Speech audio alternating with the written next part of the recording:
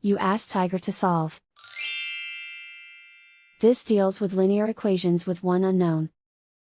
The final result is x equals 7.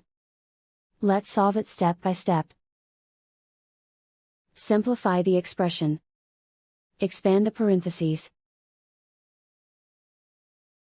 Simplify the arithmetic.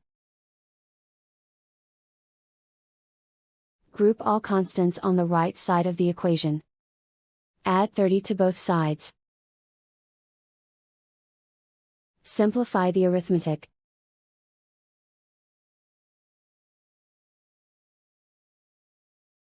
Isolate the x.